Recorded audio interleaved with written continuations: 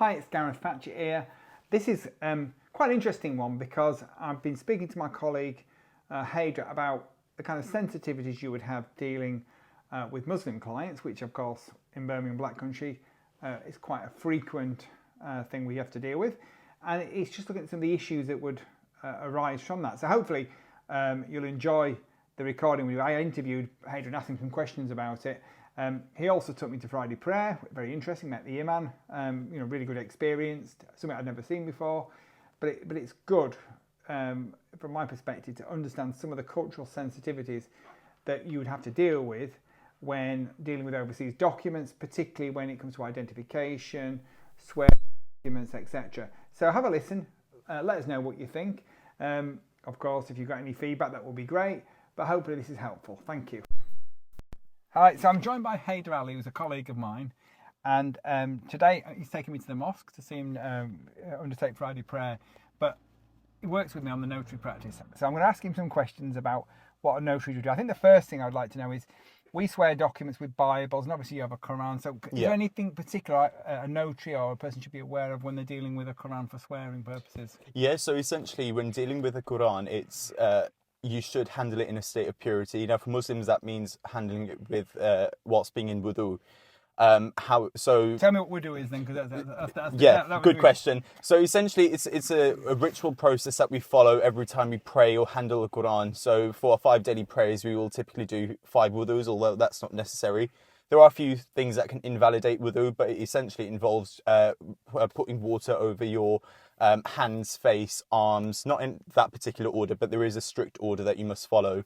And it usually only takes a few minutes. And after that, then you're able to pray. You cannot pray or handle the Quran without wudu. Let me ask you this question then. It wouldn't necessarily be the case that a Muslim client will come to see us and bring a Quran with them, yeah? Correct, yeah. So I've actually been kindly given a copy of an English-Arabic Quran, because we've seen it in the office, yeah? That document, that wouldn't be capable of being handled, because I've handled it. I'm not a Muslim, so that means it's incapable of being handled by somebody unless they've done the purification process. Yes, so typically, I know that sort of non-Muslims do handle Qurans and stuff like that. I believe that rule is more specifically for Muslims, because we know sort of what is permitted and what isn't in our religion. So we will always handle it in a state of purity or in wudu.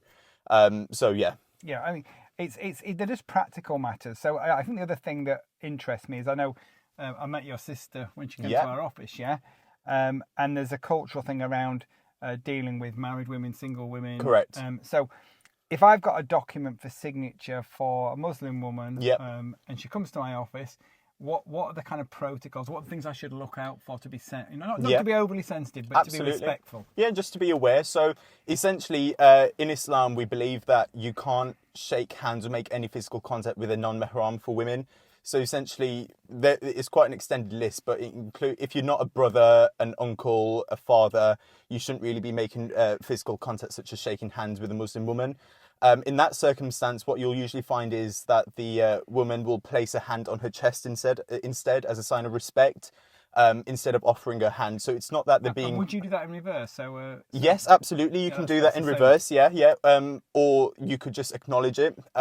A lot of people think that it's being rude or insensitive on the part of the woman who isn't offering a hand, but it's just that in Islam, as I said, there's no physical contact between non-mahrams. I mean, it's no great imposition for me not to do that. Absolutely. It's just not knowing, isn't it? Absolutely, yeah. So my final thing, which I think is probably the most sensitive thing, if someone's wearing a face veil and how would we deal with that for identification? Because you can see my problem, which is I need to know who's signing. Absolutely. How do I deal with that? So essentially, it's a good question. Usually, if there's a female colleague available, you could ask the female colleague to ask her just to lift the veil up in private. I think privacy is the most important part.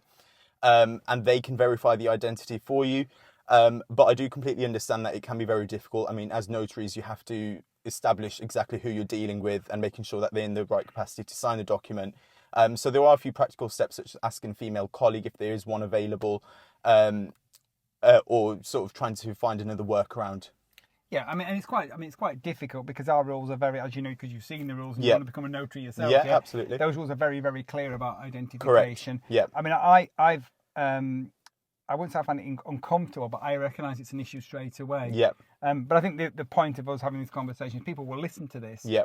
there are a lot of notaries that wouldn't, pick up on the 3 Absolutely. points we've spoken about there. They wouldn't understand that. Yeah. I think my final question, which obviously I like to show you, to give you a tricky question. So if there's no Quran, Yep. and there's obviously, you wouldn't swear on any other holy book, but can you swear in your heart, in your mind? Can you say? Correct. Do you Yeah. do that? Yeah. So a lot of Islam stems from intention, or your sort of, in criminal law, I'd say the mens rea. So what you've got internally. That's because you're a law student. Yeah. You mean like what's in your mind? Yes, correct. Yeah. Heart, So it's your intention. So absolutely, in the absence, swearing on the Quran is the go-to sort of. For example, if you went to court. In the absence of that, then yes, you can swear internally as well. Yeah, so we've got today, one of the things that we're going to do today is you're going to take me to Friday prayer. Yeah? Correct, So that's going to be quite interesting to watch because I'll get a better flavour of that. But do you think there's a disjoin between people that don't understand these things? Yeah. And they it creates a reluctance or an awkwardness because I think when I have Muslim clients, they almost want to explain to me those things. Correct, yeah. As a prelude to any conversation because they think maybe you just won't understand. Yeah, absolutely. There definitely is a disconnect. And I think a lot of that just comes from a lack of knowledge in that area. Not because there's anyone at fault of that, just because I feel like as communities, although we integrate, they are still quite separate at times. I mean, this is a perfect way of coming to see what Islam is all about. Mosques are open to anyone and everyone. You just have to follow certain dress standards, as in being fully clothed. And yes, people can't see what I'm wearing today. Correct. Hopefully. Yeah. I pass, do I? You do, yeah. Oh, very good, For the tape, Gareth passes this. Yeah, thank you very much. That's good. But essentially, yeah, anyone is free to come into a mosque. For women, you just have to wear a head covering. And males have to be fully dressed as well. But yeah, just come in and see what Islam is all about. I've now got another tricky question for you. I thought you only had one, Gareth. I know, but I've just thought of another one, yeah. So, if you've got the difference, obviously you're a Sunni Muslim, yeah? If there's a Shia Muslim, which is a different sect or a different part of Islam, yeah? Is there differences there that would, these basic things we've just talked about?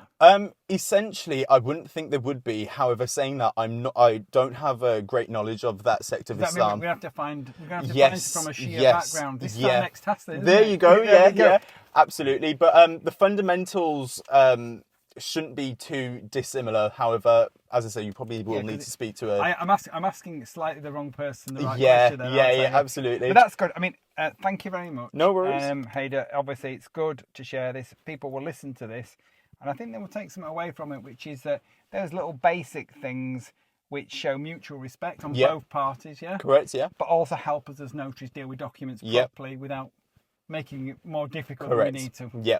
Well, we'll go to mosque now. Yeah, let's go. Brilliant, thank you. Thank you. Very interesting. Thank you very much for Hader for doing that. I did threaten him and say next time you'll be in front of camera. Some interesting points there. Things that you wouldn't necessarily think of straight away. But I think that kind of stuff is important for notaries and notary practice. It's different to just simple documents. We could run through all the documents that we could ever think of, but it doesn't get that kind of human flavour to it. So thank you very much for listening. Any feedback, of course, please let us know.